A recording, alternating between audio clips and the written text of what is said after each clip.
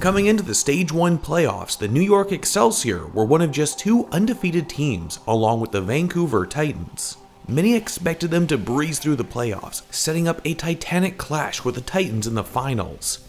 However, they instead fell at the first hurdle, losing 1-3 to the 7th seed Seoul Dynasty. Much of this was due to Seoul's use of their diva player, Michelle, on Sombra instead. Sombra is unique amongst the different Overwatch heroes due to her ultimate ability, EMP, which, as you know, disables all abilities of any enemies caught in its radius. This is especially powerful in the current triple tank, triple support, or GOATS meta, as not only are teams grouped up close together, allowing more enemies to be easily hit by the EMP, but also because the team composition is so reliant on their ultimate abilities. In GOATS, a team can win a fight through multiple combinations of abilities and their ultimates, such as a Brigitte Shield Bash into Earth Shatter, or a Grav Diva Bomb combo. So if an EMP is used first, the Sombra's team can simply run over the enemy without using any of their own ultimates to do so, which allows for them to save their ultimates for the next fight. And since the enemy has their abilities disabled for that fight, they won't be able to build much ultimate charge for the next one. So a good EMP can win 2 fights at once, and even 3 if the Sombra can build up another EMP in the next fight. This is what Overwatch League caster Wolf refers to as cheating the ult economy. But for such an outstanding team like the NYXL, dealing with a Sombra should be no problem, right? Well, not quite. In this video, we'll be taking a look at Map 4 of the Stage 1 playoff match between the NYXL and the Seoul Dynasty to see what we can learn about how Sombra functions in the GOATS meta and how the NYXL tried to adapt to counter her with varying levels of success. Let's first take a look at the compositions each team is running. Seoul is on their Sombra GOATS, replacing Michelle's Diva with the Sombra, while the NYXL are on a traditional Zenyatta GOATS. The lack of a Diva can be dangerous, as this removes Diva's powerful defense matrix, which not only eats Reinhardt's Fire Strike and Zarya's projectiles to deny ultimate charge, which also removes Seoul's inability to eat Graviton Surges, which means that NYXL's Zarya player NENNE no longer needs to be careful with his grabs. As Seoul rolls out, Michelle makes his way to the flank of the NYXL, choosing the side away from Libero's Brigitte. This is important, as it reduces his chances of being stunned and killed by Libero, as well as his chances of getting booped away by Animo, or more likely yet, being killed by Jonak. Instead, Michelle goes for Meko, who is a very big target when hacked, and therefore provides him with lots of ultimate charge. Yeah, and he can just do it again once it's off cooldown. That also pressures the Diva, means that it cannot absorb damage coming out from the rest of the squad. Next, the NYXL decide to make a rotation, as Seoul moves up to the high ground, intending to drop down the NYXL and allow Fissure to do massive damage with his hammer. The NYXL see it coming and switch places with the Dynasty, setting up where the defenders would. Unfortunately, they proceed to make the exact wrong play in this situation. While NYXL is a passive team that prefers to let their opponents attack them and then they punish them for it, in this instance, it's the wrong thing to do. Instead, the NYXL should be looking to take the fight to the Dynasty quickly while Michelle does not have his EMP online yet, and attempt to rout them given their higher damage and utility with Diva instead of Sombra. Thus, the NYXL spend 45 seconds not doing anything and hiding in the room surrounding the payload, causing them to build no charge on their Zarya and instantly lose mono when Seoul goes in with Michelle's EMP. Harassing Sombra, EMP is ready. Finally starting to push their way forward, throws that one down, but does not catch Jonak. However, mono still focus fired enough to find the pickoff. Dynasty, they need a little bit more than that, though, if they want to get the card rolling, and Michelle is going to be taken down. It'll finally start moving. This sets up a humongous Earth Shatter by Fissure, and the Dynasty clean up no problem. Dropped in by Fissure, Jonak and Libero both taken down by J-Hong. That'll be the cleanup. After a series of comical events, including Fissure charging Meko's bomb straight into his own team, and Ryu J-Hong falling off the map. Right, with the shatters coming through as J-Hong. Probably just missed a jump there across the bridge, but the two teams finally clash again with 35 seconds remaining. Observe the right side of the screen where Michelle is hiding out next to the health pack. NYXL recognize that Michelle does not have an EMP yet, and quickly engage Fissure. However, this is where Sombra's other ability, Hack, comes into play. The hack onto Mono while he's engaging causes him to be caught too far forward in the middle of the Dynasty, and as they run it back trying to take down Mono, JJoNak is forced to use his Transcendence early. Note that throughout all of this, Michelle is still on their flank, pumping damage into Mono and Meko, getting closer to another EMP. Just as the hack wears off, Fissure lands a Shatter onto Meko and Libero, and Jesk and Munchkin display some great teamwork. Jesk boops Mono into his own team, and as Mono attempts to charge away back to his team, Munchkin stuns him and knocks him to the ground, securing the kill despite NENNE's bubble. Also, we can see JJoNak hiding out away from his team instead of retreating or dying on cart with them. This allows him to build almost 20% ult charge, and is the best decision he can make. And he knows that with Michelle also activating EMP and Mono already down, there is no way NYXL can take a final fight on cart, and therefore does his best to build more ult charge for the next fight. For the Seoul Dynasty, so not going to be full held on Rialto. Not the best time bank, but they do win this with pretty good ult efficiency. And I have to say, that was the exact right move for JJoNak to be in that spot after the fight was lost, as that's going to be how he's going to build the most ult charge. We next see the NYXL again adapting to the Sombra by engaging early while they know Sombra has no EMP and attempting to win a fight off that. They drop on top of the Dynasty and use NENNE's Grav, but unfortunately the Grav is off the ground and Mono cannot charge anyone away for an instant kill. Ryu Jae-hong also uses Transcendence while Munchkin uses Rally. And with Michelle having hacked JJoNak in the back, there is no Discord orb to allow the members of NYXL to focus a target down faster. NYXL wrap up Seoul's attack round with a great play here.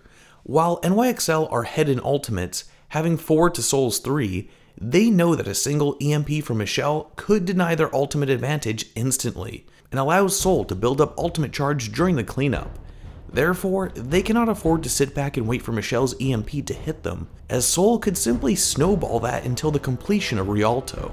Instead, NYXL scouts that Seoul is taking the high ground and rushes into them, counting on the fact that Michelle will have gone somewhere in their backline to EMP the supports and prevent the support ultimates from countering the EMP.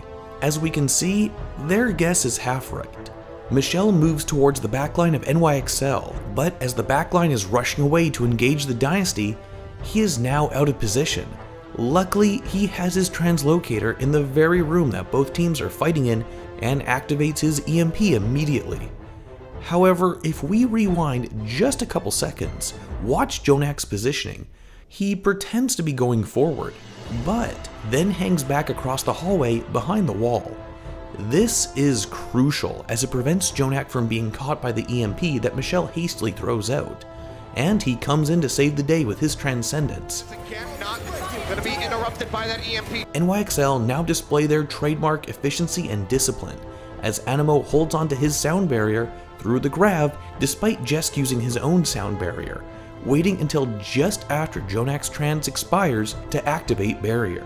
Despite all of this, NYXL have lost too many members to close out the fight, but they have gotten rid of all of Seoul's ultimates after Ryu Jae-hong uses his own Transcendence to keep himself alive. They also need to get back over onto the cart to try to get this OT rolling through. Jeksei is there, is moving it up a bit, but he is all on his lonesome and he needs support desperately. 3 members now playing around the cart. As Jae-hong gets the Transcendence online, it's okay guys, we gotta roll it back through, gets the Transcendence up, Fleta manages to find JJoNak, takes him down to the cart. Mono and Libero set up a great bash shatter, and Michelle's EMP is too little, too late. Gonna start plummeting here, the shadow, they get the shield bash in, they drop it, the EMP, they try to turn things around, catches all 6, they manage to find him, can they get the rest, the crowd comes in, Fleta, he tries to do it, but he's on the other side of the pillar.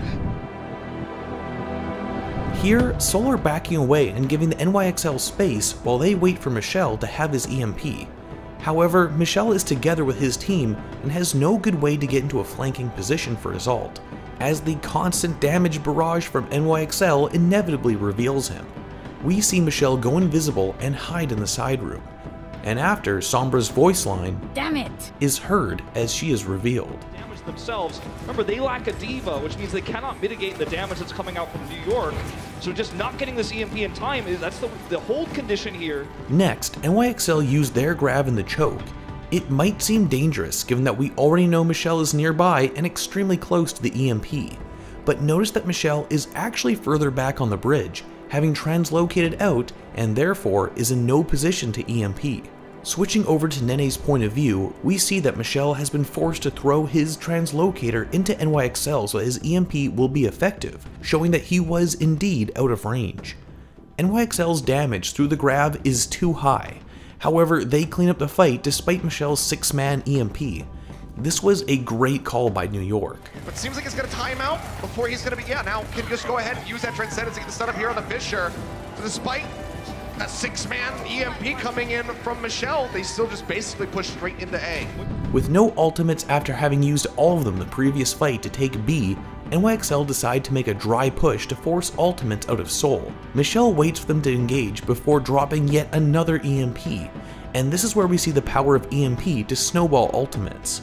With the EMP, there is no need for Ryu Jae-hong to use his trans, while Fleta and Fissure both build about 40% ult charge in that fight alone, meaning that Fleta will get his grab for the next fight, while Michelle can build EMP, and so on. Sure enough, it's Michelle's EMP that he builds over the course of the ensuing fight that seals it for the Dynasty. We can also see that the GOATS meta brings another benefit to Sombra, which is that she can use the extraordinary long fight times due to the use of multiple ultimates at once from both sides to build an EMP in one fight, or even less.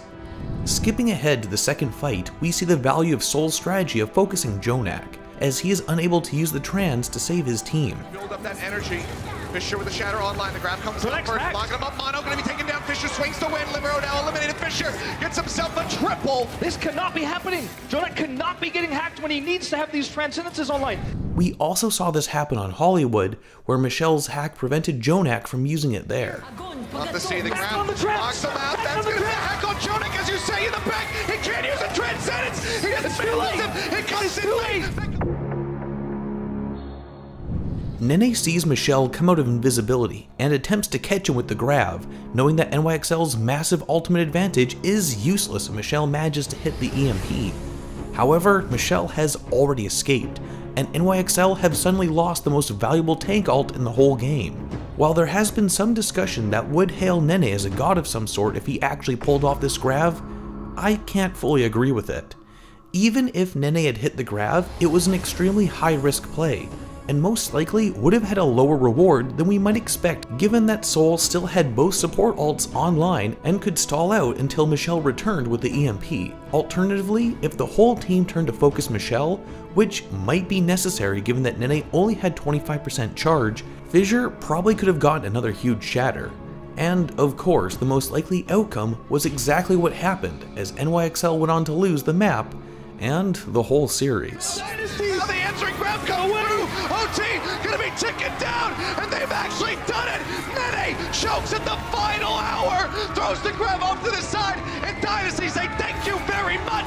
We're going to the semis. Unbelievable upset. I would have preferred that NYXL did exactly what they did to win the fight for point A. Given that you have already revealed Michelle, throw all of your ultimates into NENNE's grab and pray for enough kills that Michelle's EMP won't matter.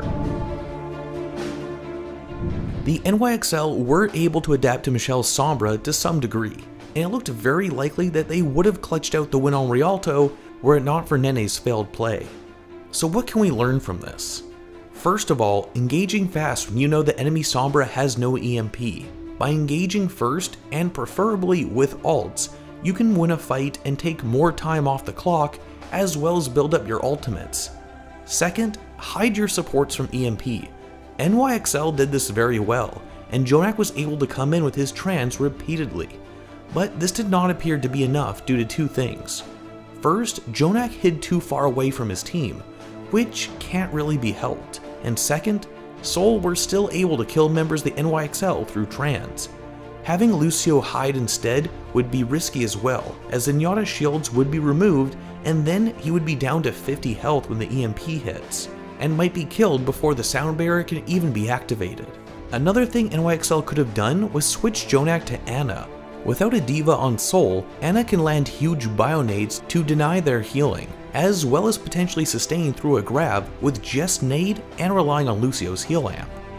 We also saw the benefits of Seoul's strategy to hack Jonak, Zenyatta is mainly played in a GOATS composition for two things: his Discord Orb to focus down tanks quickly, and his Transcendence to sustain through a Grav. Michelle had him hacked constantly, denying his trans at crucial moments, which allowed his tanks to win the tank battle without JJJJonak's Discord and healing on them. And that was how the Seoul Dynasty beat the New York Excelsior with their Sombra GOATs, and how the NYXL were so close to fully adapting to it. But what do you think? Is Sombra too strong in a GOATS composition? As always, let us know your thoughts in the comment section below.